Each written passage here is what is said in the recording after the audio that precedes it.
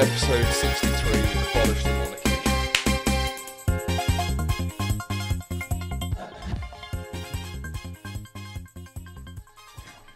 Jacket off.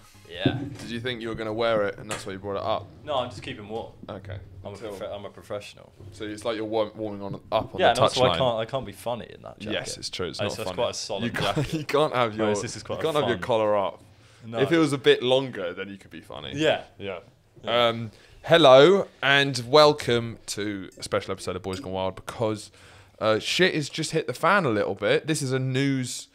We can do an actual news podcast where we can try... well, everyone's just chucking shit at a wall. Yeah. If you look at any social media, it's everyone just fucking vomiting bile about what they think about Harry and Meghan and all this shit. So we let's might add as well... to that wall. Let's get back in the shit piss fight. We had a nice break talking about dad issues and kind of hyper-reality. what we'd look like if we were Teletubbies. yeah. But I think we're ready to jump back into the news. Well, we did... I think...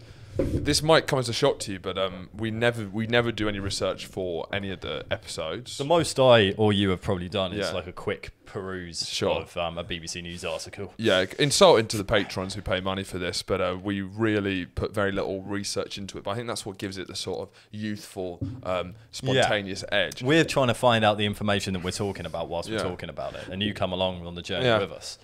So, like, if we achieve, the goals to finally do this part-time or even full-time, we got a little window into what that'd be like. Because today we actually thought, we woke up early, Andrew's got a week off, so we thought, all right, let's actually watch this Harry and Meghan interview and let's give some solid analysis. It was like an hour, 110 minutes or something. Yeah, it was like, something silly. Yeah, and God, I was exhausted. And you were exhausted. It really gave quite a clear indication to me how little work you do in general. Of you puffing your cheeks out afterwards. God, fucking hell. Beat. Jesus Christ. Like, I do think it's interesting. There's a lot of stuff to talk about. But fucking watching the interview, I was just like...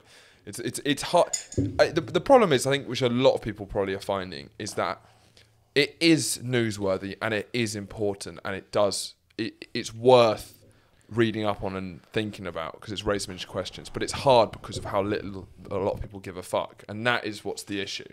Yeah. Yeah, it is. It's monumental in history in terms of Potentially. the society's relationship with the monarchy and how it's viewed. But the nitty-gritty gets a bit boring, a bit tedious. Yeah, because a lot of stuff's shifting around. I saw someone tweet something about, like, the last couple of days of me trying to work out who I give less of a shit about, the royal family, Harry and Meghan, or Piers Morgan. And it's sort of like that sort of sentiment. It's a real tough one. There's all these news that's like, I don't give a fuck about any of these people, but... Yeah. But I have to. But I have to, There is an implication that everyone should have an opinion on it in one way or another. But that's the same with everything nowadays. Ooh. Oopsie daisy. Oh, shit. Someone just went there. Okay, this is a new Andrew. Yeah. And it's exhausting. Is that the end? It's exhausting. I've decided I don't want to have any opinions on anything at the moment. Which is tough for a podcast. It's tough, because this is just an opinion. We're just opinion merchants. All I'm doing is getting the urge to just shrug at everything you say. Yeah, it's true. I mean, because, we're like gunslingers, but our bullets are opinions. That's what people come for us for. It's just it's not the quality of the opinion, it's the volume and the spontaneity of opinion. There's academics who have opinions, but they're little losers who'll go on tenure and spend 7 years writing a book with research. But we need to read a news article. We need to read a headline and then talk about it for an hour. But I'd like to start off with an apology because though I've been accused of like sort of manufacturing hot takes, I genuinely believe a lot of the stuff I say. Sometimes it's clearly a joke, but I think I outline that pretty clearly. But a lot of the time when I'm saying my opinions, I do genuinely believe them. But for the first time, and this might be a Boys Gone Wild exclusive, I'm going to do a full 180. I've only recently started using 180 because people use 360. I used it a lot of the time. And it's wrong. It's hilariously dumb. You're back in where you started. I used it for way too long, and it's hilariously dumb if you think about it. Because if you think about a pivot, but then pivoting, there's something hilarious about I just imagine having an opinion and then jumping and spinning around and landing exactly where you were.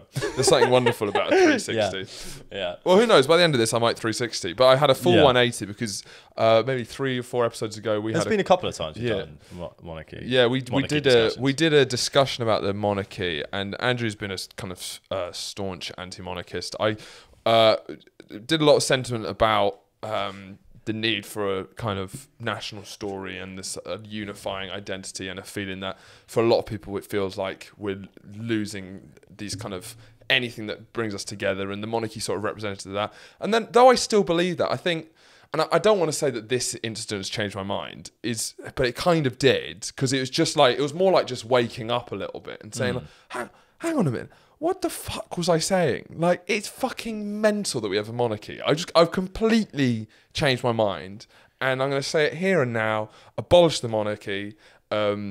Maybe don't cut the Queen's head off, but the others, they're getting straight in the guillotine. I'm saying getting down on Buckingham Palace. I'm saying pitchforks. Yeah. Get rid of them, storm the Bastille. Yeah. It's an absolute ridiculous. And I don't know what it was that really changed that for me, because I've never liked any of the royals or cared about them, but there was something about, you know, at least some connection to our past that I sort of liked. But I think it was just how ridiculously out of touch they all are, and just how they're these sort of like inbred ghouls who, as I was saying earlier, have this very distinct shade of pink that only comes from like centuries of inbreeding. Incest.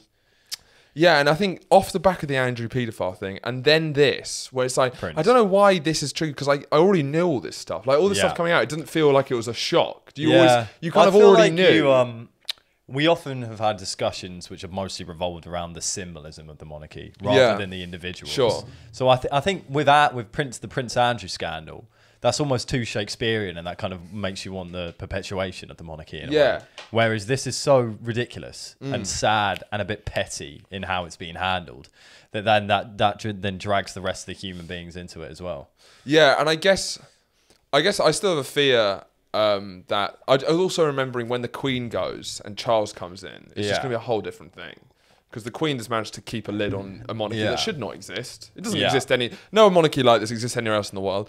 And the lid has been kept on by, as I was saying earlier, an elite sportsman who's the Queen, who she's Michael Jordan. She's a night watchman. She is.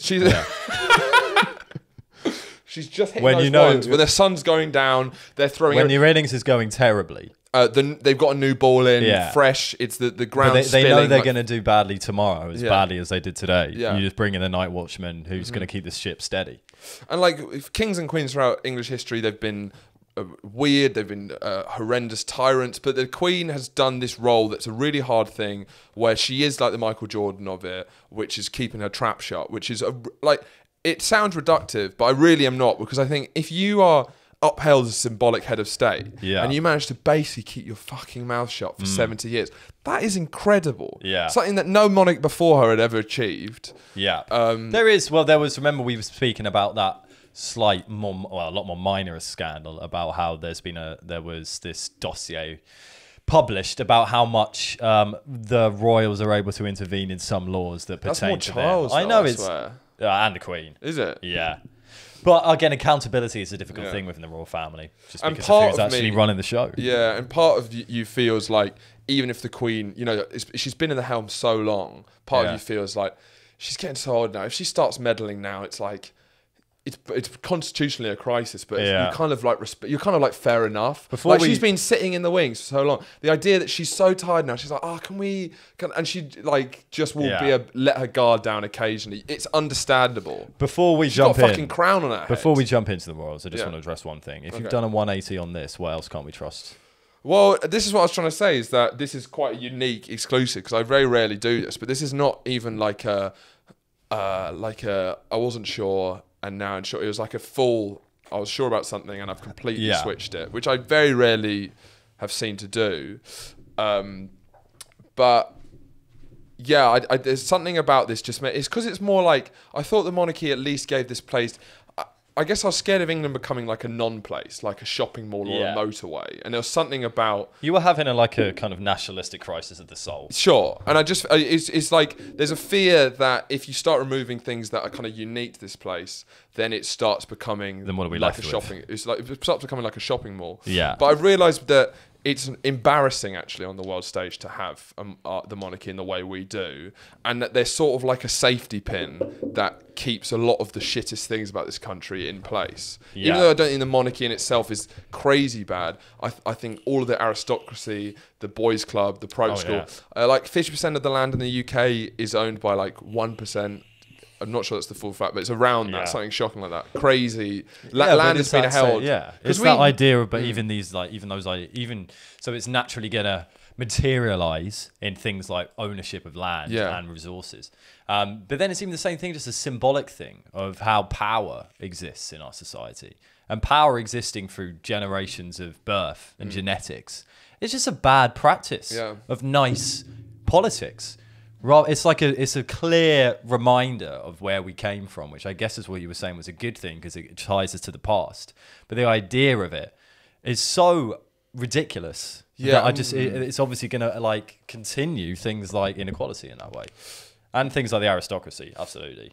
And also what's weird is it's part of like Britain's confused identity, and like some of the calls for progressive nationalism on the left is like focusing on like our tradition of why don't we focus on the positive things we've done as opposed to the shit things we've done. You know, there's not a lot. Modern democracy you could argue was started here, so it's weird that a country that was kind of instrumental in the rights of the individual, democracy. America was a lot of it was English ideas started on a Is it weird, or is it just telling of the power that the royal family had, even when there's new ideas of democracy coming, to still manage to work out a way they can remain relevant? Well, what's weird is that you have all these. The French Revolution obviously gets upheld as like this one of the big revolution where it broke the ideas of monarchies and nation and started the modern nation. But we had a revolution that was just as revolutionary in the English Civil War, 150 years before. We got rid of our monarchs. We literally did that. We started Parliament. That was one of the first countries in Europe to do it, probably the first country in Europe to do it. And then, just by chance, the guy we elected was such a cunt, Oliver Cromwell, who was the guy who banned Christmas, he was we got the monarchy back, and then we never questioned it since. Yeah. So it was just because of how much of a prick Oliver Cromwell was that we didn't have basically the English Revolution. Yeah, I don't think Cromwell gets blamed enough. He does it because he's fucked it. Because it's like we had the English Civil War, we beheaded the king. We did behead the king, and then we got his son back because Cromwell was such a shit cunt. Yeah, you'd think again it should just come back to just the act of beheading the king. That seems to be how people get closure. How people got closure in like the 18th, 19th centuries. Yeah, and because we haven't had something that's like France have had, in maybe Germany, Italy have had, is that when you have like especially France, when you have a proper revolution, you sort of like shake up the class system. It kind of reaffirms itself over centuries. But because we haven't, it's like a lot of the families who own land have owned it since the Normans came, which is the last real shame. You're going to say the noughties then. Since the noughties. It's out of control. So like why we got such fucked land and aristocracy is because we haven't ever had like a round of beheading. Give us some land. Of like I'd beheading. like some land. It would be great to have some land. I mean, we wouldn't be the first people to get the land in the revolution because we're white males. Exactly. But I'd still like a patch. Somewhere. Yeah, we'd like to have a little bit. We can get the Boys Gone Wild Farm. The Boys Gone Wild Farm. And there's these huge estates that are populated by just these kind of like miserable aristocracy. And that's the problem also with our elite, our upper classes. They're so unaspirational. Yeah. Because they're sort of the cultural way of being an upper class English person is a pride in manufacturing your own struggle. Yeah. So you hoard all the land and the wealth, but your actual way of being is built in not expressing your emotions. It's kind and of chastity and suppressing pleasure. Yeah. It's like, if at least in America, they've got a kind of unaspirational ruling class in some ways, like quite a tedious system, but at least you can see some of them having a good time. Yeah, you know. Well, they believe in hedonism a bit more than us. We really have a thing against hedonism, particularly as you get to the upper echelons of society. So they can't, and that's the fallacy of it. They've got so much material wealth and resources to really live a fat one, but they don't, because there's such a pride in the hoarding of it, and that is one of the and that's one of the strangest things about it. But one of the biggest problems of it. But I think that the end of the monarchy is that it has to be done at the right time. Because if we do it, for example, now... When should we do it? Should we work it out? Let's work it out. Because I've thought about this. It's like, we've got a huge chance for the monarchy when we get rid of it. Because that will be such a symbolic change. It means that you'll be able to put loads of other shit in. Yeah. Because it will be a wave of stuff. Are you doing a graph? Yeah, I'm doing a time success graph. Because if we do it now... So I'll start it at... We'll start at 2021. Yeah. If we do it now, it'll be bad. It'll be bad. Because it will just be... It's got a bit better since like 2019. We'll be in shit neoliberal Boris Johnson Tory Britain. Yeah. But without a monarch, we'll just feel like, oh, It would just feel like an absence of something that once was as we were there. saying earlier, Scotland leaves, Brexit happens, we lose the monarchy. Yeah, but then it just feels like we're just English people lying in our own shit. If when in 10 years, when maybe Starmer gets in, he's shit, maybe the Tories get back in, but if we have like that window that we fucked it with Corbyn, but there's enough sentiment that in 15 years there's a chance for like a new left-wing government to come in, like a proper one. If then we abolish the monarchy, then we can abolish private schools, then we can like redistribute land, and then it can all come together. Because it'd be so symbolic getting rid of the monarchy. You can't just get rid of the monarchy and keep the upper classes in the same way. Like we could definitely make like a... There's more fertile ground there, but it's not enough, because I think part of it is I feel like you might need a leader like Corbyn who is passionate about something like the abolition of the monarchy and properly redistribute. Once you abolish the monarchy, we can really talk about redistributing resources and opportunities across the whole society. If Keir Starmer was in there, you just don't really feel like he'd give a shit about doing that. He was probably a monarchist. Yeah. Oh, definitely. Yeah. Definitely. But you just feel like that task would land on his lap. He just wouldn't do anything about it. So that's why you got to bide your time. Yeah. So and you got to work it's a slight increase, but it's not quite the fertile ground we need. I'll do a little dotted line that suggests like this is when we can do it at the top. And the problem is that you've got to work in small windows because it's going to have to be a referendum if we get rid of the monarchy. Yeah. And they've still got overwhelming support, but then this is a nice little patch to like really twist the knife in a little bit. Will it ever be subject to a referendum? It must be. Surely. Well, that's the thing. I get, because they're not going to go by themselves. But it's also, Parliament would be the only other option. But then it will be an interest. I don't think Parliament would technically have the right to do it, because technically Parliament's power is gifted from the monarchy to them. So it'll be interesting to see if it was actually legal or if MPs were able to create that bill in itself. Well, there's weird laws because there's also lots of laws which give Parliament rights over the monarchy. It's like the monarch's not allowed in the House of Commons and stuff like that. Yeah. And there's lots of things from the English Civil War. But that's meant to be to keep it impartial. The point is that it's meant to be, they're meant to be impartial. But the monarchy still gives the power, technically, to Parliament.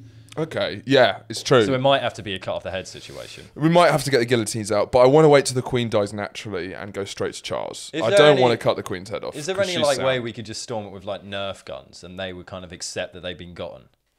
Do you know, like you shoot him with a rubber bullet and like, you know what we mean? Can you just leave now? Play dead. Like we're here. Yeah. We're in the palace. Well, yeah, I think I tweeted about this yesterday. It's like there's something there's something sad. I'd hate for Oprah already. Her smug ego pisses me off anyway. Yeah. And there's something that I really don't like, the idea that two Americans, smug Americans, are going to potentially be the people who end the monarchy. Though I think it's fair.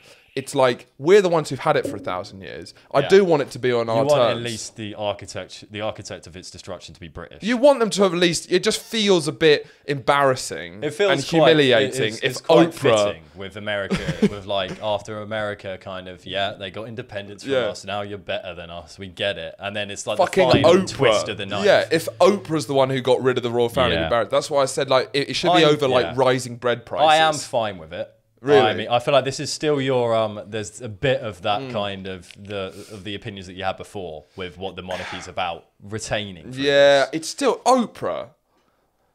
Like, because it'll be talked about for like hundreds of thousands of years. It's a huge moment in our history. If it's like one of the key events that like really set it off was fucking an Oprah interview. Yeah, that's just humiliating. I guess so.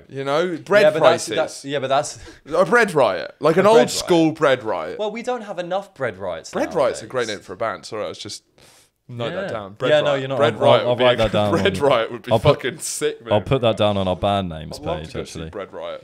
Are we gonna? Should we just scrap the graph? So that's the graph. If you want to have a look at it, it'll get to the success time. Okay, this is when we'll get there. So we're saying around 2035 is when we're looking at. I'm thinking that. I think that's about the time. So we'll bide our time, get our resources pulled together. We'll organise a couple of secret Facebook groups and maybe some things on Twitter. Yeah. And then we'll just have about 2035 this year, this day. Of this month in 2035. Yeah, we'll get the people together. We do a proper old school storming of the palace. Yeah.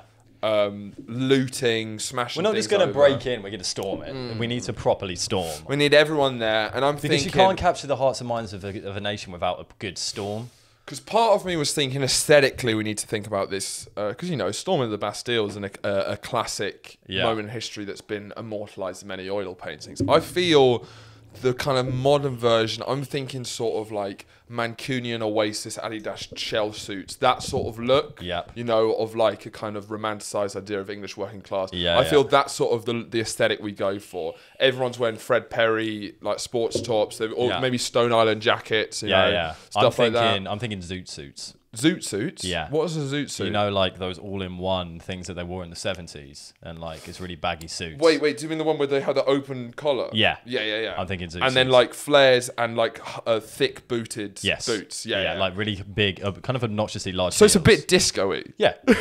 Well, I think given the time when disco went out of fashion, by about 2035, it will have gone out of fashion again from now and then come back in. Yes. And that's us commenting on the royal family and the trends that it's gone through. It's powerful. It's a devastating cultural analysis. I think so too. I'd say zoot suits or morph suits. Sure, morph suits. What, morph green suits. screen ones? Green screen ones for memes, so that people can edit whatever they want onto exactly. us, because it can be everyone's Bastille. It could be a group of pelicans. Think about how funny it would be if there's news footage of. Everyone is in a bright green morph suit. Like I'm saying, the Iraq War March was 1 million people. I'm saying around 1 million people storming down the Royal Mile. We'll have 1 million listeners by then. Yeah.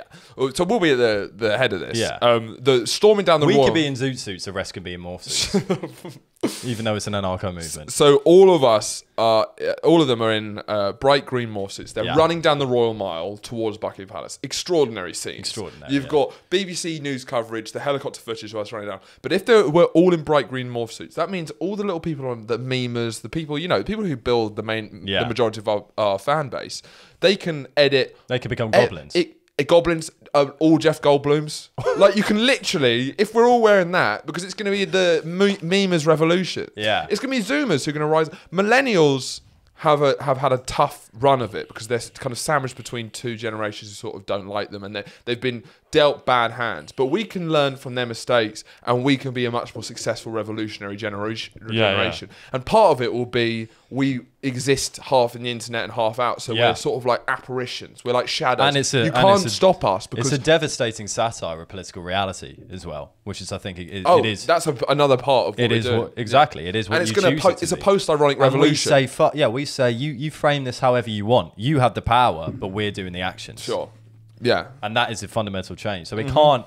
I like the point about doing it in, you know, a traditional British garb, but I think we need to make a statement with either the zoot suits or okay. One of the two. I'll be happy. For sure. Okay, so we're all agreed on that. Should we get into the interview? Yeah, let's Should we pick some nits? Yeah, and get some hard analysis. What did you think of we watched the whole thing, and then we watched the James Corden interview as well, just to it's like a. But we will get on to that. What's the opposite of an aperitif? It's a palate cleanser. A palate cleanser. Yeah.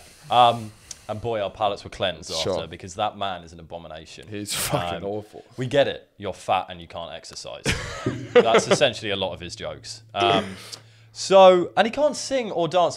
Like, he can sing. Well, fat people can sing. Is that a thing? Have you noticed? Fat people sing well. Is it just me, or is there something about the building of fat around your neck? You're talking gullets, aren't you? You're talking large, wide gullets. I've just noticed that whenever I've met fat people, when they've put the pipes out, it's always been like quite like emotionally like, that was gorgeous. Yeah, that comes from the soul. Do you think it's because of the turmoil they go through of being fatter, I think it's the mixture that they then learn how to express themselves through song?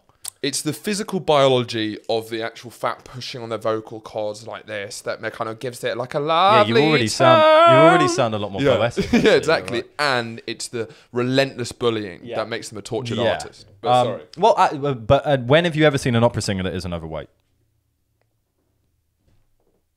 Yeah. We'll leave it at that. So, my initial thoughts were, it was a Harry and Meghan interview. But for about 45 minutes or an hour, Harry wasn't there. And we saw glimpses. So that made me think he's either because there was a lot. The chicken was a big motif throughout. Yeah. And I thought that might be Oprah doing a subtle message saying that their pussies are cowards. It spoke of cowardice. It spoke of cowardice. Yeah. The people the royal family members who run away to be with chickens. And obviously they were trying trying to itself. Obviously, they were trying to sell it as family wholesomeness, but there was a simpleton look that I don't think Harry expected. They look like village idiots because Meghan at least was speaking from the start because we didn't see Harry for 5 minutes. It made it seem like he was still with the chickens. His first. And for the whole time Meghan was talking, I just imagine Harry just going, "Oh, there you go, man." Yeah. And then or just talking to like the crew about the chickens. Yeah. Still and doing that bored part. as fuck. Yeah. And it did make it seem like. So I think I know why it happened, but it made it seem like Harry wouldn't be trusted with that part of the interview. So they just put him in it. They just kind of led him into the chicken pen and locked the door. Yeah, he kind of like has this like voice like this that makes him. He's kind of got a slightly dumb posh voice, which is like, so the thing about these chickens. Yeah, and what was the first thing he said? The first, it was just like, and it was the only thing he said for 45 minutes. 45 minutes. Yeah.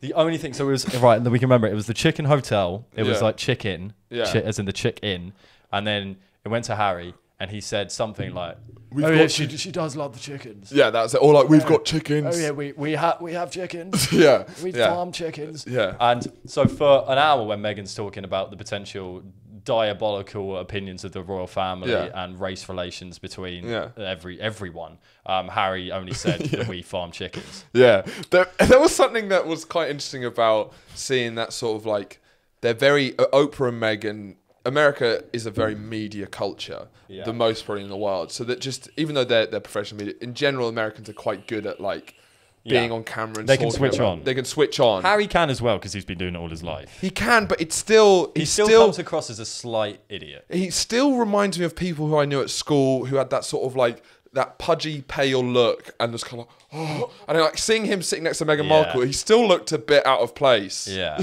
Do you know he seems like he's right. Meghan Markle seems like she has it. Yeah. Harry seems like he's been trained really hard to have it, but doesn't quite have it still. But you know, I can't help. I have started to like Harry just because I have sympathy for every. He's a boy gone wild. He is a boy gone wild. That was a wild move. Yeah, and absolutely. also, they all have autism injected into them by the way they've been raised. Oh, they're GPs. Yeah, by their GPs, by the royal GPs. Anti-vax. Just want to get that message out there quickly. So that I do feel sympathy for him attempting to be normal when it's impossible. Well, that was more stark in the James Corden thing. Is in it, watching him try and do comedy is brilliant. But they're setting up a media empire, so he's going to try and do that more and more. And it's almost sweet seeing him try his best to try and unlearn all of the nice, like how which meal you should use a particular fork for. Yeah, and just he's now trying to make a joke with James Corden about he's trying, body and it's size and the Fresh Prince of Bel-Air. Yeah, but anyway, so the key thing for me was the absence of Harry at the start, because he didn't seem to be trusted. The reason for that, I think, is because there was a lot more when Harry came on. They started to talk more about the exit of Megxit, as in rather than what was happening before. So I think it was there was a lot of personal wishes for Meghan, so I think they were just going to focus on her with it. But also, I don't think I reckon Harry said, "I don't want to be part of the initial bit," because he doesn't. You could see him very carefully choosing his words, because he doesn't. If Prince Harry says something negative or implies something negative towards the royal family, that has a lot more credence than if Meghan does. So I think it's a bit of a tactic for them not to completely fuck everything, because they knew how big it was going to be anyway, to have her come on first. So if we go maybe semi-chronologically through it, the first thing that was striking to me, and I think in general, Meghan seemed very... Meghan, she did seem pretty authentic to me for the interview. So the one bit that I think I took some problems with was the start, when she was like, no one knows what to expect when you go into the royal family. That's kind of the thing. I didn't Google it. I just believed what Harry was saying. That's not. You're a clever girl as well. She's smart and ambitious. I've had international girlfriends, and I've looked up how to talk to like French mothers. Exactly. Like, how do I eat at the table with French people? Exactly. And what should I talk about? How do I not be racist to French people? And it's the same with what British people. What socks should I wear when I have dinner with French people? The example is you've done enough. Okay, are we happy with that? But those are all on my recent, or not so recent, searches on Google. But that's me go, and they were paupers. Yeah. They were pondweeds. Yeah. Not the Queen. Not the Queen. So it seems naive to go into that situation just thinking that or thinking that Harry would cover all the bases of this is exactly what's going to happen when you're there. Having no idea. What was shocking to me is that she was shocked by the idea that she would still have to curtsy for the Queen behind closed doors and behind the cameras, thinking that it was only for show. And that is a very thing that an actress or a media person would say in that situation, because she's thinking that everything happens in front of the public because it only exists in the public. Whereas obviously the royal family, the power and the rules that you have to follow for the centuries that it exists, obviously exist behind closed doors as well. So I saw it as very naive, basically, that she would go into it without Well, she said she was very naive. So I think the problem wasn't that she was naive. It's more that I didn't buy that she was naive. Do you not think that she even... I think that there was she got in over her head a bit. Oh, look, they're ghastly people, but I guess who the royal family. Sorry, who else would it be? Harry and Meghan. Okay, sorry. The royal family are ghastly people, obviously, and it's like, and watching this alongside the Crown it is actually quite fascinating how they keep doing. Before this stuff properly came out, they kept doing cycles of the same things repeating itself, and how that institution basically makes your life miserable. Yeah. I don't know. Naturally does. And I think what I believe is, I think she used kind of some of the wrong examples of it, like the curtsy thing. Because I can absolutely believe that nothing... She's the most famous woman on the planet. Nothing will prepare you for the actual duties and the way that your life's going to change once you enter that family. I can completely believe that, just because I can't imagine how bad it is. But she mentioned something like, I didn't even Google it, which is, to me, maybe, it could be that she's just used the wrong words. I'm sorry, you run into... She's been an actress. She said that she knew one of a different princess before Harry, and that's how she met Harry. Yeah. When you're courting, this is what I do not buy for a second. It's when you're courting a prince or anyone in the royal family. This is Horatio's prince courting tips. Exactly. He's been around the block. He knows what he's talking about. Anyone. The do's and don'ts of courting a prince. And the thing about the tragedy of Diana is that she was 19 when that happened. So you can understand the naivety then, because she was literally just a child who, why wouldn't you think it would be great? Yeah. But Meghan was a full-grown woman who'd been through relationships, had done many, had lived a life. You go in fully with an ambition of making it into the royal family. Yeah. It's not... I don't buy that it's like you have this burning love for Harry... so much so that you're going to accept that you're going to completely change your life to be in the royal family because of it. I guess it's pretty hard. You wouldn't even go on a first date if you're not planning that build-up. I guess it's pretty hard to kind of separate a love for a person who is in the royal family from the knowledge of the fact they're in the royal fucking family. It's Meghan Markle. She's speaking to loads of people. There's so many options for her. Yeah. She runs into Prince Harry, who, you know, I don't doubt. They seem to actually have a pretty genuine relationship that I don't actually doubt. And they do seem quite like supportive of each other. But I don't doubt. I really don't think she wasn't swept off her heels by him to the point where she was like, God, it's not for me, but I just love him so much. She was ambitious and she wanted to be part of the royal family. She had a princess idea in her head for sure. You sure about that? I'm positive. You don't. She has so many suitors. She does not pick Prince Harry just for his personality. No fucking way. Maybe. The thing is, I don't want to cop out, but part of that is I think I'm still a bit of a romantic in some ways in heart. And some of it is like, you just can't know that kind of stuff. Maybe it is, and it could genuinely be like that. It could be that they just fell head over heels for each other. But she went on those first couple of dates, and you know what you're getting into. I know you know what you're getting into, but then... That's a slight bit. Yeah, but then also... I don't know. Yeah, it could be ambition. You know, it's hard to say that anything. Okay, so you meet a foxy young princess. Yeah. Wouldn't be for the first time. Wouldn't be for the first time, and you're speaking to her at a party. Yeah. You guys get on in a way that you know. It's someone who you have a real connection. Yeah. What do you do? What do I do? You've got this connection with this person who you know is a princess. Clearly, she's really famous. Yeah. What do you do? Well, do you follow that trend further? I mean, you do it for the bit. I think I would. You do it for the bit. Yeah, for the bit, it'll be great to have me come on the podcast on a weekly basis. How's it going with Princess Eugenie? But no, I don't, because I mean, I think you do follow it. Maybe I think I'm a bit more of a hopeless romantic in these things than Mr. Practical Head over here. But I don't think I'd be able to resist the urge. And I think whatever comes from it, comes from it. I've been in some toxic things before, and I've just gone along with it because I don't think that's need on the to. same scale. Of course, it's not on the same scale, And but I I've don't got think it's nothing the else to same thing. compare it to. No, I know, but So I know think what you're based saying. on what my general knowledge is, I think if I was really into this person, I would definitely go for it. Even if it meant that I'd have to then go around, do tours of the world, greeting people. Okay, so would you? Okay. So you meet someone who you're truly in love with. Yeah. Would you sign up to be part of the royal family? Genuinely. Now, that's the thing, because right now, I'm sitting here, I'd say no. Okay. Sitting here, I'd say no. But then once when you're in that feeling, okay, no, it's a hard thing to say no to. What do you do? I would do a Harry and Meghan now. Of like, go there, do a year of it. You do a year of it? I'd increase my profile, then I'd fuck off to California Spotify and start our deals, media Netflix mogul deals. empire. Yeah. And by the way, their media company's called Archewell. I remember when they talked about it, and it was just like, surely there's some better names. Archewell. I think they're trying to get the name of their son in there. I know, but it just didn't hit right. Archewell. It sounds like what you do with your back when you're doing yoga. Yeah. It sounds like a yoga instruction. I don't know. It looked like me to be like a kind of auto-generated like ancient paper company or something like weird like that. Do you know? It sounds like it sells pens. Yeah. Do you know Archewell? It's like Parker Pens sort of type things. Yeah. It did not hit. It was not a good name, and they should have thought of a different one. No. But so continuing our analysis of this. So one of the interesting things from it that I think is kind of a bombshell thing. I mean, so I think people, because we had a phone conversation with a known royalist pervert. But deviant. Afterwards, a deviant who is basically blind to any kind of criticism of the royals because she's so in love with them.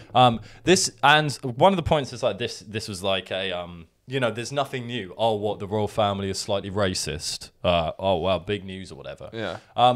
This wasn't, for me, it wasn't about the specific things that they were saying. It was more how they were saying them and the consequences of that. So they spoke for a long time, particularly Meghan, about the firm of the royal family and the family. So that's distancing the two things. So that's one saying how it was. There's two images and two. There's one part of the royal family, which is the family, who are the image of it. It's like the star of the kind of idea of it, and then the firm is how it actually runs. So you've got the people who are making the business decisions behind it, all of those things. So the fact those are two separate entities, and that's how the royal family's kind of preserved itself for this long. Is it works in the same way as any kind of PR, or any sort of PR for a celebrity does. It's by trying to maintain a particular image, whilst the inner workings of it continue on the slide, basically. But so just hearing her talk specifically about that immediately destroys the image of the royal family, because it's like when you see a celebrity going through bad PR or something because of a revelation, and you realise that they're humans like us, basically, or you see them in a different light. The royal family has worked for so long to maintain a royal image, a kind of semi-godly image about themselves as individuals. Yeah. And just by even talking about the fact that there's a firm running kind of underneath that and how the PR works in that immediately drags them into the human realm other than the godly realm. Yeah. And that is a big step. Yeah. That's a big step in saying, because as soon as you see them as people, then we're going to start to think, well, then why are these people, rather than these gods, have this divine right to rule us, basically, even though they don't practically rule us. So that, I think, is a big step of just busting that myth within it. So I don't know, that's going to be a big step in it, I was thinking, when it was happening. I think, because obviously the racist baby thing, there isn't a racist baby. Archie's a racist. Archie's a That's racist. what our take is. Archie's the racist one against and they're Prince coming Charles. out in this interview to cover up the real problem. It's that poor Prince Charles. Was racially assaulted by the 2-year-old Archie. Now... And he won't stop. He keeps on... Look, we don't want to make light of those situations. But it's really something that should be in media a bit more presently. The racist baby thing is definitely Charles. Yeah? We confident? We're sure it's Charles. And also, if it was Philip, then I'm like, look, it's obviously bad, but naturally, when someone comes out with Prince Philip being raised, the dude's 100-year-old inbred relic. Like, he's been... It's just, maybe it's wrong, but what do you expect from a man who literally is from another fucking century? It's wrong. and his eyes have sunken into his skull, and he's literally in his last leg. I mean, if he's sputtering a little bit of racism, it's like he's literally fading out of life. Like you should at least give old people enough dignity to be able to like at least throw a couple of racist things out on there. You can't cancel a 99-year-old, is what I'm saying. Oh, absolutely. But it's wrong because of the power and the symbols that they hold as people. But on the human level, give the guy a break. Yeah. So it's definitely Charles.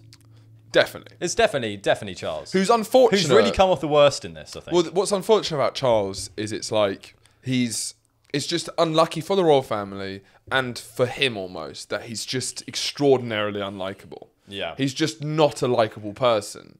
Yeah. You know, there's the royal family, because it's a hereditary thing, it throws up some likable figures, it shows up some unlikable figures. Throughout history, it's done that.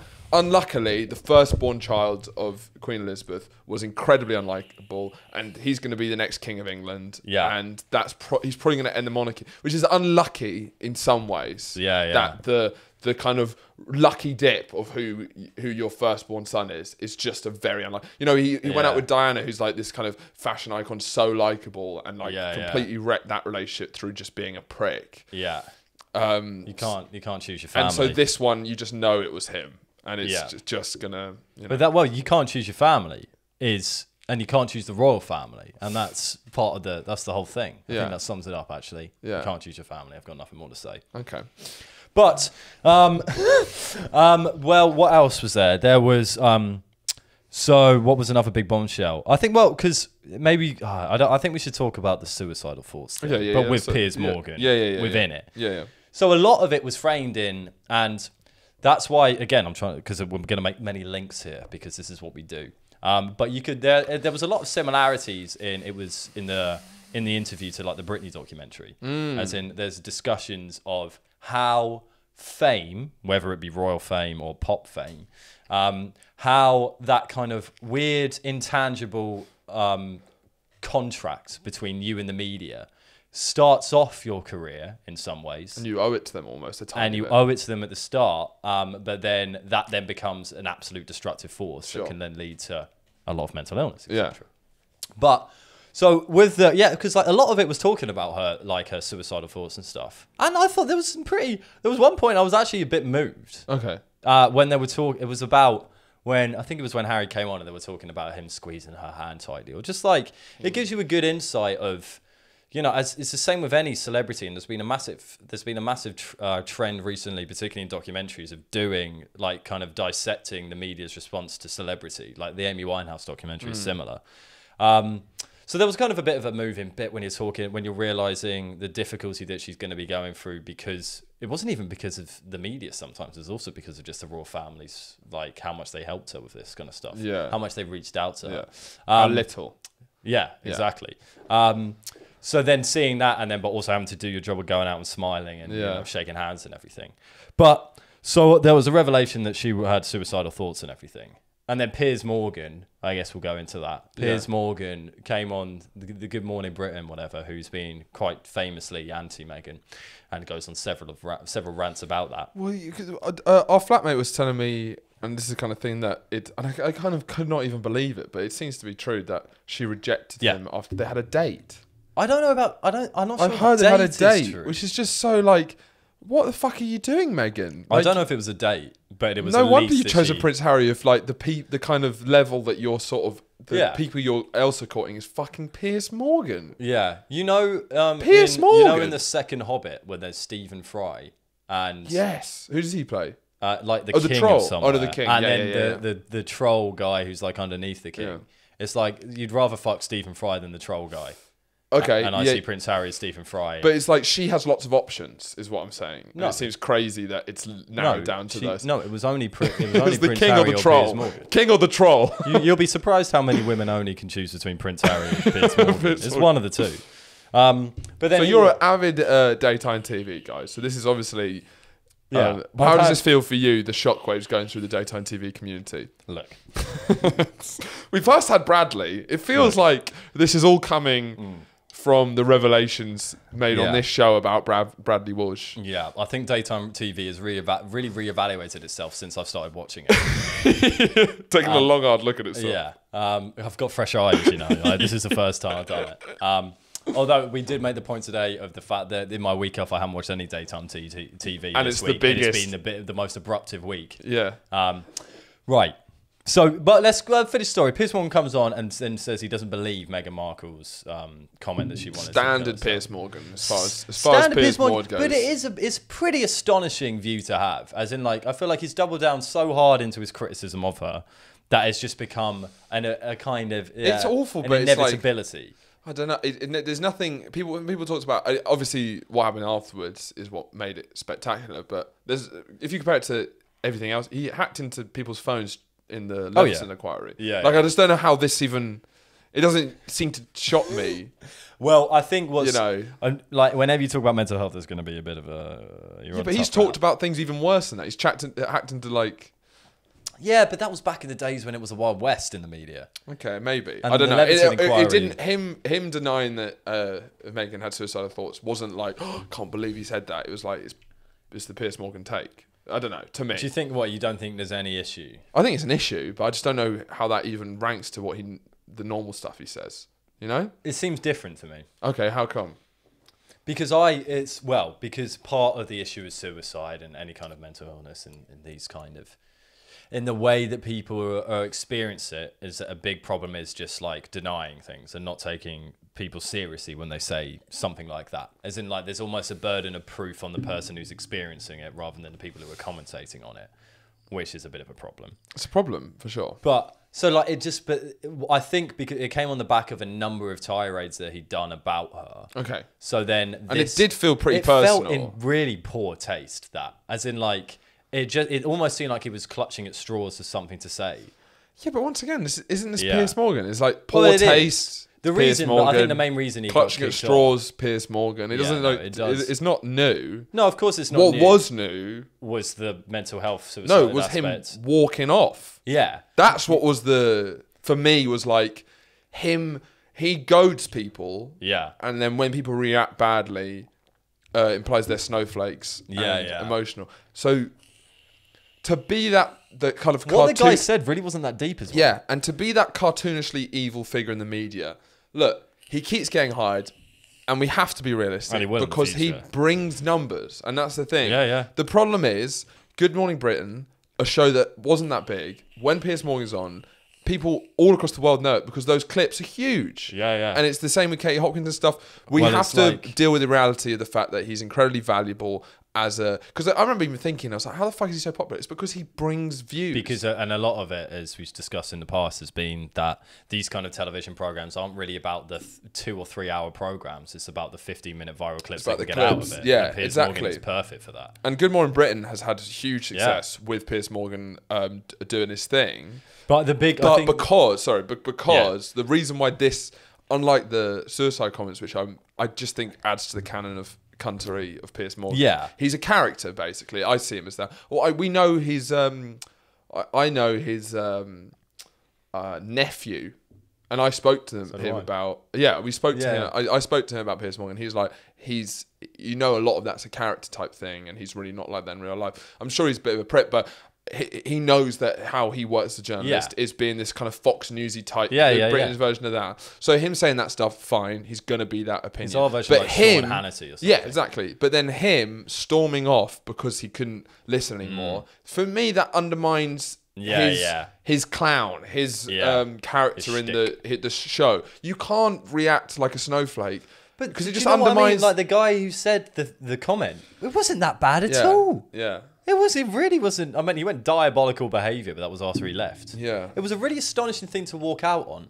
And it almost felt like he was as exhausted about talking about it and having that opinion as everyone else being that character. And I feel like that was just the end. It was like a big sigh and he left the show and that was it. But I think the main reason he went was because ITV are also running this mental health campaign. Would you get him on the pod? Well. Piers Morgan, absolutely. Yeah. Without absolutely would get him on. Yeah. But the thing, so he did a post on Twitter afterwards and he was like, I'm going to clarify my views on it. And he said, I'm sticking by Meghan's a whore. Meghan's a bat-faced bitch. No, he went, I'm sticking by what I'm saying. And free speech is a hill, and if I have to die on this hill, I will. Good.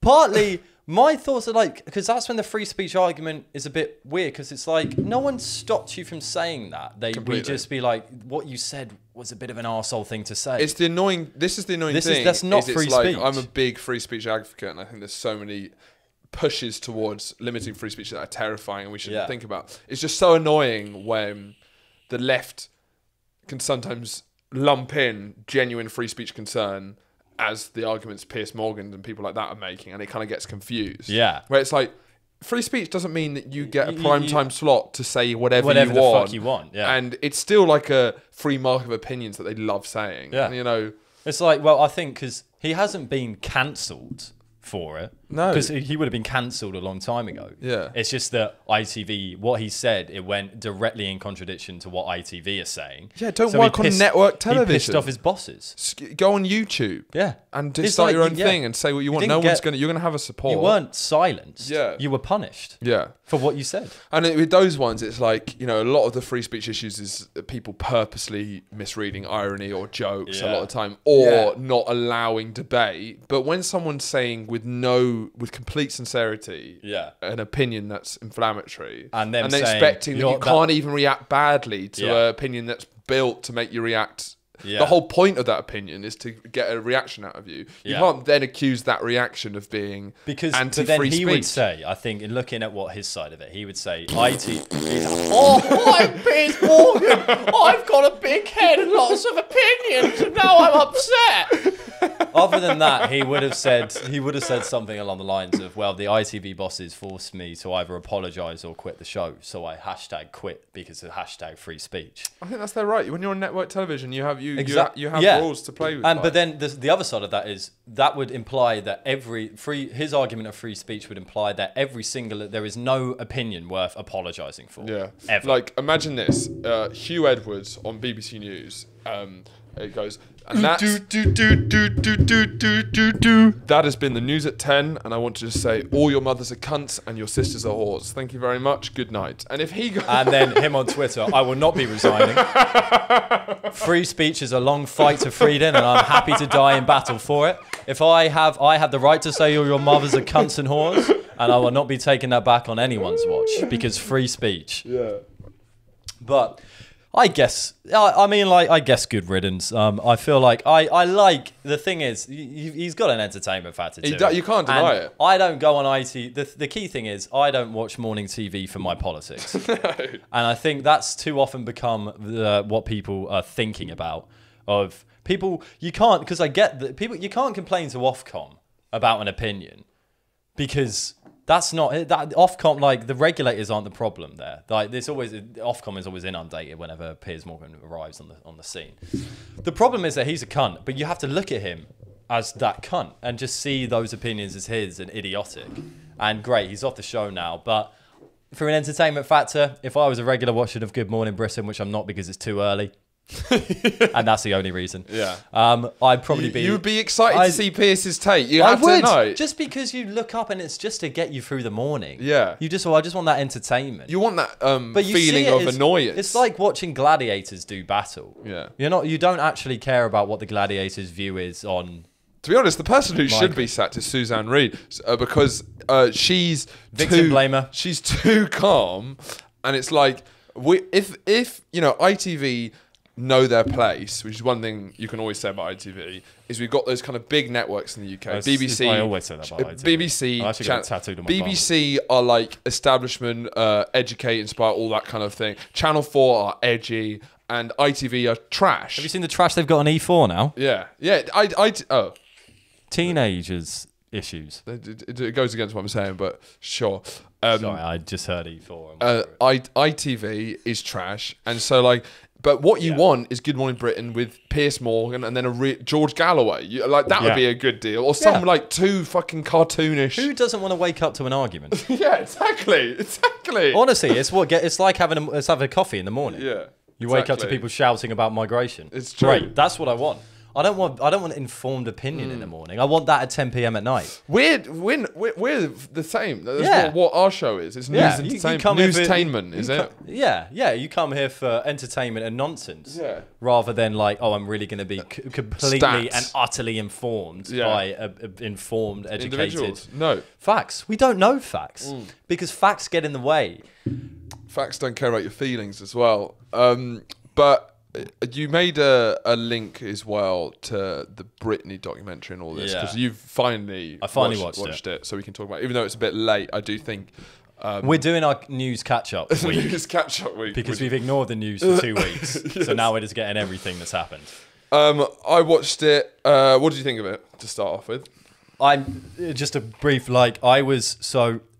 Again, I don't want to drop her in it again, but the same royal family apologist sent me a very inflammatory message after she watched it, saying, I hope you watch the Britney Spears, I hope you watch the Britney Spears documentary soon, just because you should be checking your male privilege. Oh, no, hold on. Because this is our friend Izzy. And one thing I'll say about her, I disagree with her on the royal family, but she does have a knack, to be fair to her, of having a strong opinion that I completely disagree with, and then it coming right. It's weird. She was right about Kanye towards me. I was not a Kanye fan. When we went to school with this girl, I wasn't a Kanye fan when I was like 12, 13, because I didn't like his outlandishness and it just annoyed me. And she kept on telling me that it was something else, and now he's my favourite.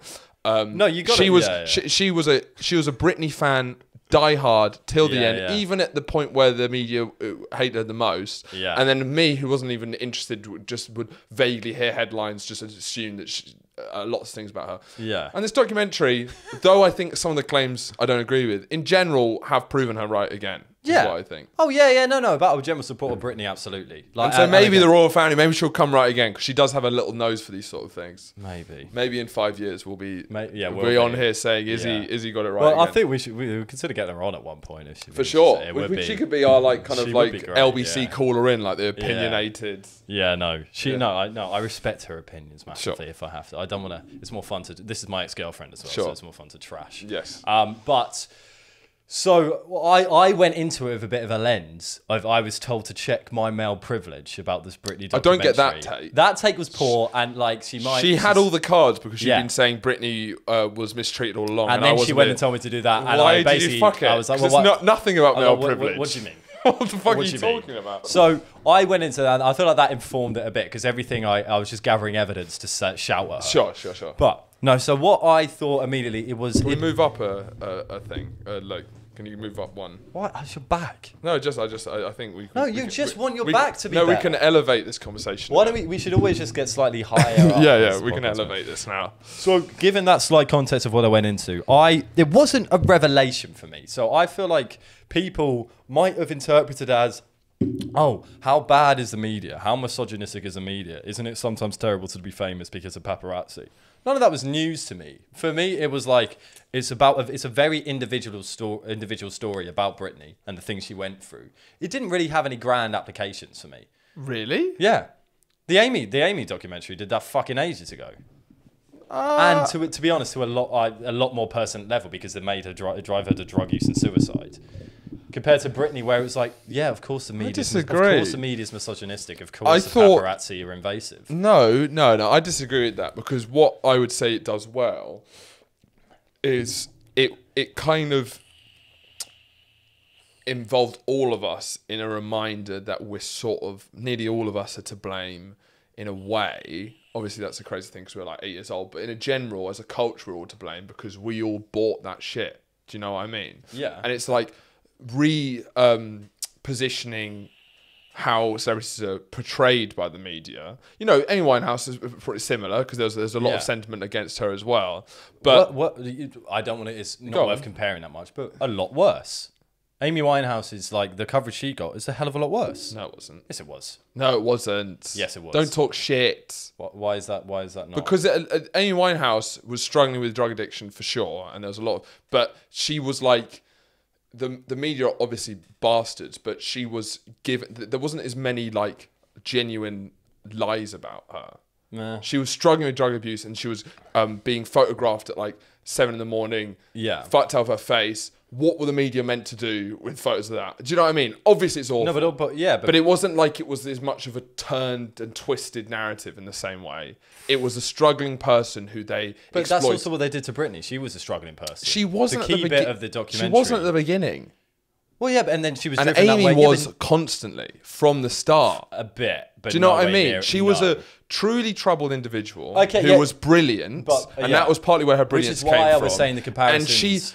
And I don't know if she wasn't famous that she wouldn't have run into a lot of other issues with drugs and abuse either. I don't think. Do you think she would have had this wholesome life? I don't think the same would be. This and is Britney why I'm probably saying would it's have. not really worth comparing because like those kind of questions. That's what I think is the difference. Is but it's not, both of them are awful. Saying and it's also because you love Amy Winehouse and don't care for Britney much. Is partly where it comes from. Britney has bangers. She has, but of course I don't care as much. But then when you see young Britney, so what I'm saying is, although like the comparison's difficult, whatever, but these things have been like pretty well documented now. Like that's why I don't think it was revelatory for me about how the media acts with celebrities. I think it was revelatory because I felt all that for basically the Amy documentary. I thought that was the big turning point, and I thought it wasn't, it wasn't massive news. I felt the Amy documentary made everyone complicit in it as well because of how we digest media stories. Yeah, no, it definitely has a complicity. Do you know what I mean? But I'm just saying, Amy Winehouse, with who she was as an individual, was. She was a wild individual with a wild spirit, who was gonna be probably wild anyway. Well, it was not that wild. Yeah. Obviously, it was. But Britney, and it was seeing young Britney and just seeing that raw. It was fascinating to see just the story of like true stardom and what makes star. Like I always find like. True raw talent kind of fascinating, and like her at a young age, just seeing her in some of those interviews when she was younger and just seeing the way she dealt with the media so well, her ability to sing, dance, the look, and just having whatever star quality is, just having that in such a raw thing and such a like sweet kid. The thing of her singing when she was young, doing like extraordinary. It's just like extraordinary. Yeah, and again, I'm comparing it to ABC, the same similar things, and then that talent then interacting with the world of celebrity. Yeah. Which is where the downfall comes. Yeah, but then like Britney, Amy was had boyfriends in prison. She was going through drug addiction stuff. Like Britney was never going through anything like that. It was far more truly to do with the paparazzi. She was going through mental health struggles because of the paparazzi. Yeah, but then you could. And Amy Winehouse was not taking drugs because of the paparazzi. I don't think so. The documentary heavily implies, which is of course the problem with documentaries. Yeah. She was smoking some ganja back in the day, but the drug addiction and the worsening of it. She was always a troubled individual. That is unfair. Do you think? Yes. If you look at the documentary, that is not the perception I got from the documentary. Is that she was a fucking artist. She was an artist who just wanted to sing. And because that's a bit of a difference between like Britney and Amy. Amy didn't want fame. She didn't want that. She just wanted to make music.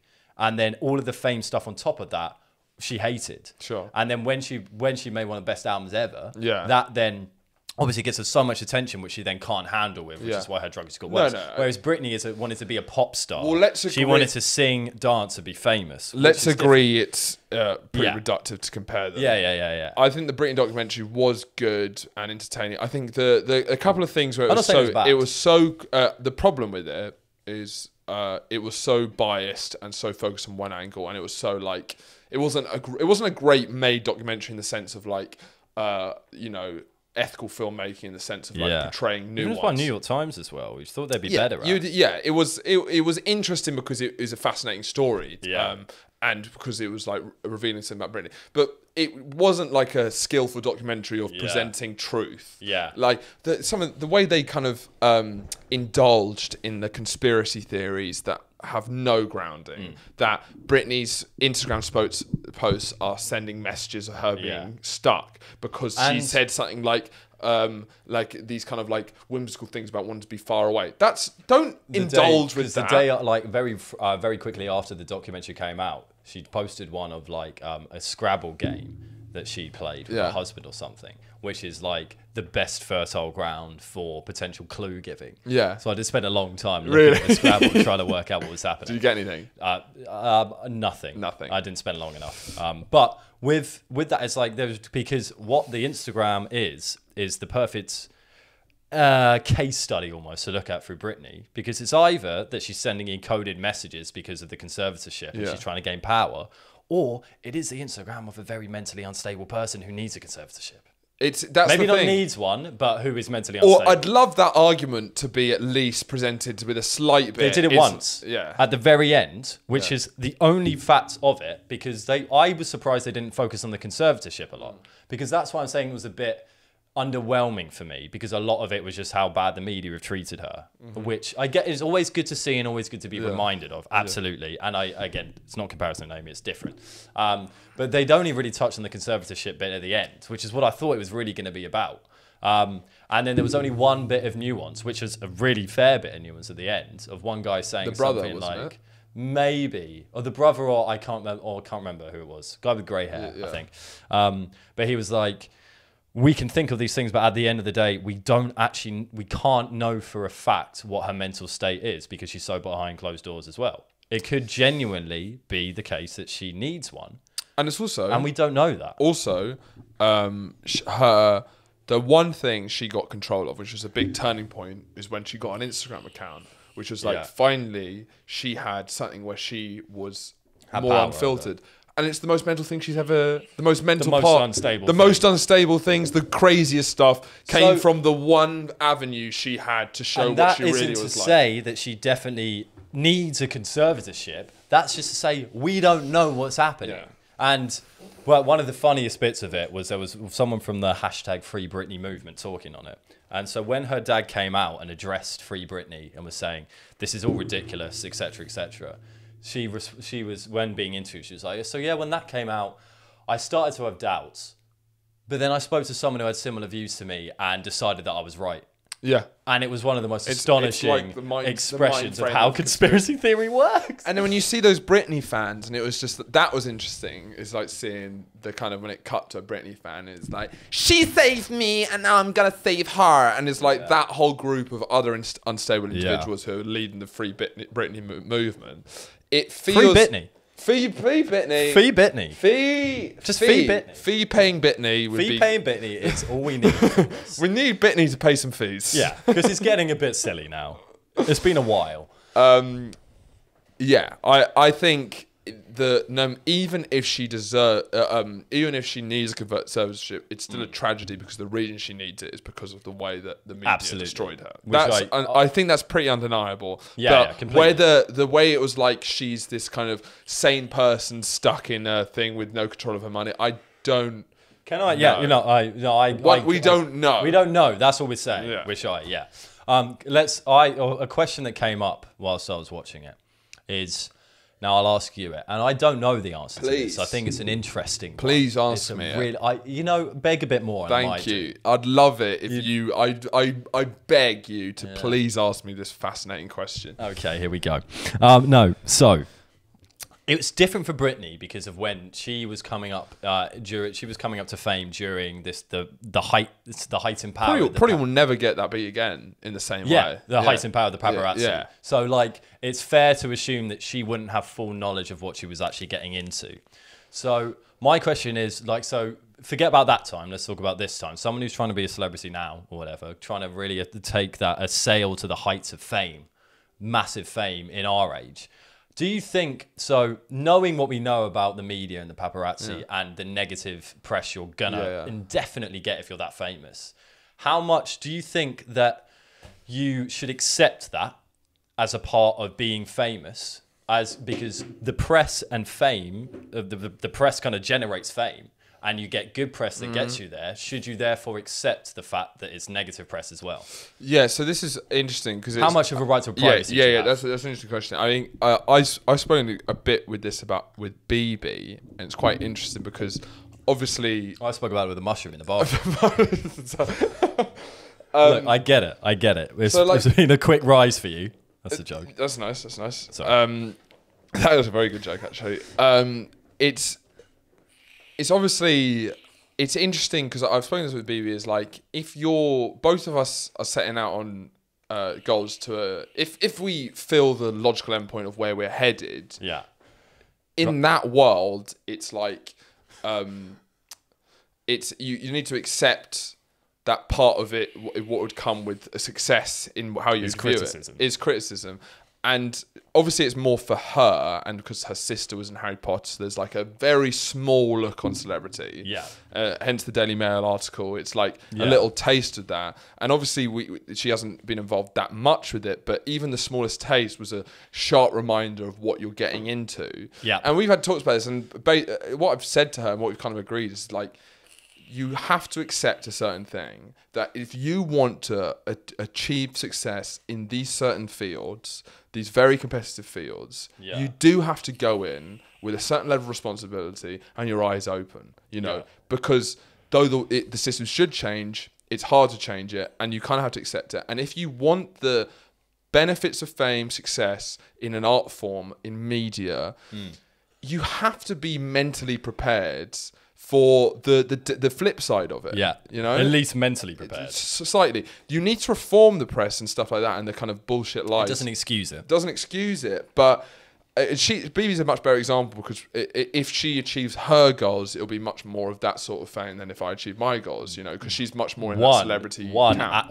And also one actress versus comedian. Exactly. And two male versus female. Male versus female. Female actress. Female actress where you don't, the worst. And then male comedian, you control your voice as well. Yeah. The only way that I get bad press is if I sexually assault people. Like, that's the only way that male comedians. That's the only way that male comedians or tell a joke or something like that. But in general, that's part of my meta plan, actually. Well, that's weird. To say that you sexually assaulted me, and then I'll just take over. This is a one-man podcast. But that's the thing about male comedians, is it's like you do flirt with fame. No, with comedians in general, is you flirt with fame, but you kind of, it's a sort of fame that you get a lot more control over. Because you're sort of the writer director of your own stuff. And you like are you live your private life on stage as well. And also your whole skill set and career is your own opinion and standing by it. If you're Britney, if you're an actress, if you're doing stuff like that, you're not built and suddenly your private life becomes a lot more interesting. You're not built for truth in the way that comedians' whole foundation is truth. So it's harder to reveal truth. And they're professionals at laughing things off. Exactly. Yeah. So it's much. And if you're getting on stage talking about your hemorrhoids or something, then that's, you know, the paparazzi got nothing to talk about. Exactly. Whereas with an actress, it's a lot more like, one, there's an interest in your private life, because the majority of the time, like, screen time you get is playing a character. So people are interested in the personality behind the actor. Whereas that's not the same with comedians. It's true. And like, and males. Yes. Because you often find that's, again, the obvious the sexism, especially early in Britney's career, was shocking. It was a stark reminder of just how terrible it was. It was fucking unbelievable. That thing about asking that interviewer when she looks like 20-ish. Just like, let me address the elephant in your room. Everyone's talking about your tits. It's crazy. And it's like, he's like a 50-year-old guy as well. And it's like, crazy. Obviously it's creepy as a 50-year-old guy asking it, but also the responsibility as an interviewer. The noughties were a wild time for that kind of stuff. They were, and I kind of miss them. Not for the right reasons, but I do miss them, even though I can't really remember. There was that great interview. Because of how crazy they were. Yeah.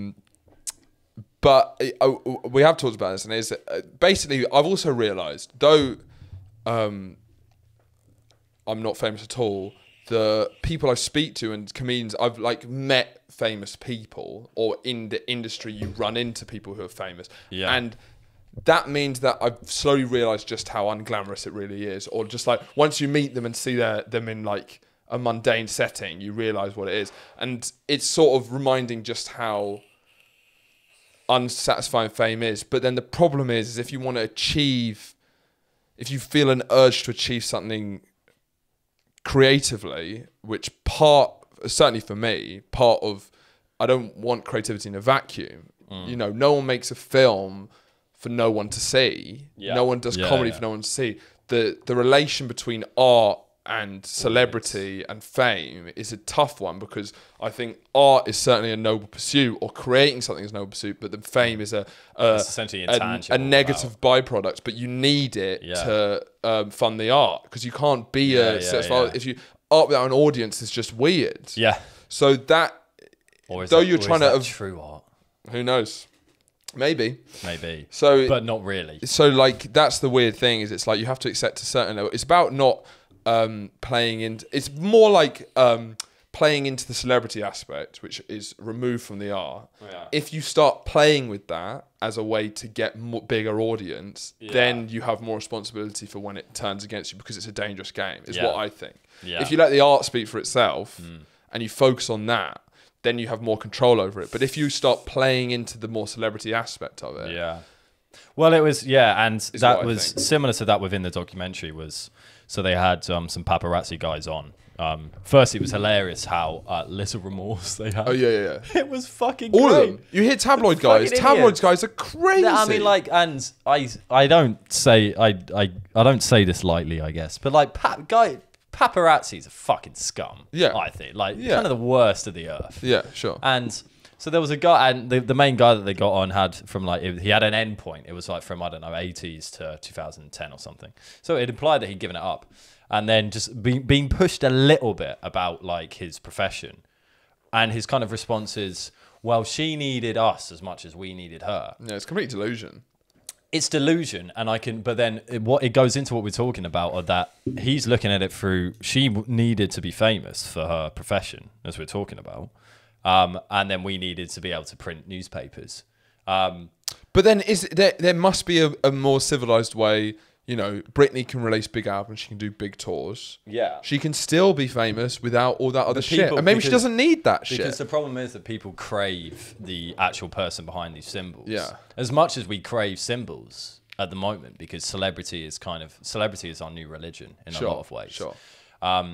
But there's this base human instinct and desire to see the disgusting human reality behind those symbols. Yeah. And it's at once pleasurable and painful to see that. But there's always a market for it. Yeah. So I don't know. I don't really know how you get over that. I mean, when there's intense public interest in someone, there's always going to be negative things that are going to be published. And because the fact that symbols don't have symbols, so like, I don't know, Leonardo DiCaprio as a symbol doesn't have any fucking negative about him because he's a great actor and he's a philanthropist, etc. There's loads but of then stuff. also it Well, goes, that's a bad example. No, exactly. No. But then also, he had bad stuff in the paparazzi, not the symbol of Leonardo DiCaprio. Okay. But then behind, but the then young girlfriends also, and the I'm getting there because you had the symbol of him as a great actor and philanthropist and environmentalist, etc. I've heard that he has sex with girls. I'm getting there. Sorry. And people need to believe in that symbol for some reason as a more kind of religious kind of worship component within us. But then there's also this this drive within us of like, well, that's all fucking bullshit. We want to know real people rather than fake symbols. And then you see the reality behind DiCaprio, which is him bringing up women to have sex with them. And then he listens to Boys Gone Wild, apparently. Yeah, whilst he's having sex. Apparently, he gets his security guard to find the hottest girl in the room, and they can say, Leo, see you now. They come in, he has headphones in. Yeah, he has headphones in.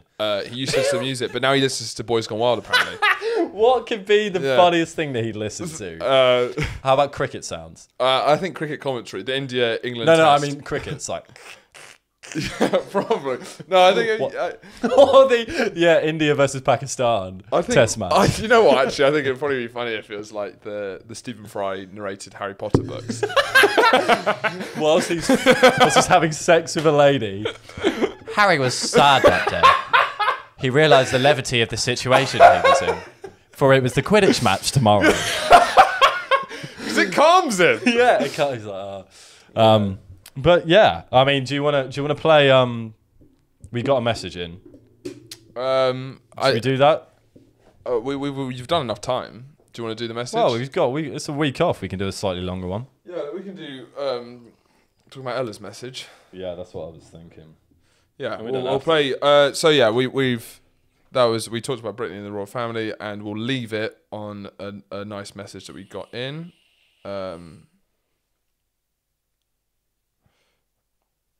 From friend of the pod, Ella McLeod. A little funny anecdote.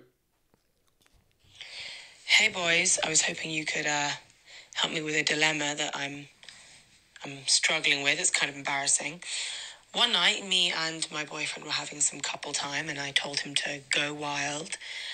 And our Google Home started playing your podcast, and well, you know, we were midway through, so I couldn't stop it, and one thing led to another, and well, now I get turned on whenever I hear your voices. what do I do? It's becoming a real problem for me. Well, this is a classic problem that a lot of our listeners are having. And I'd just say, don't fight your urges. Don't fight your urges. Don't fight your urges. If you guys want to, strum yourself silly, if you want to work one out while listening to the podcast, don't feel bad about it. Beat the meat. Beat the meat. Play cards with one hand. Men, women, non-binary. We presume most of the listeners are masturbating rather than having sex. Knowing our listeners, it's a more solitary sexual expression. Like, kind of dark and a bit sinister. Who she was having sex with is... Michael Farr. Well, Michael Haddad, who was our first co-host in the radio show, which is all on YouTube, Gordon Cohen Radio. I'll link it in the description. Which some people have messaged saying they've been listening. Going through. Listen, there's about 50 episodes, maybe more. Of 3 years. No, well, there's 3. If you find yourself sitting and waiting for the next episode of Boys Gone Wild, firstly, subscribe to the fucking Patreon. Secondly, go through the 3 years of podcasts we did on student radio. We did student radio, and we've had a couple of co-hosts who we might bring back on the show. Definitely just Michael. For a nostalgic thing. And Mark. We've got a couple of their great co-hosts who it would be good to bring into the new world of podcasting. Do you have anything else to say? No, I think we're good. I think we covered it. Thank you very much. We'll see you this time. We'll see you at this time on this date in 2035 for the Royal Abolition of the Monarchy. Revolution. Kill the Queen.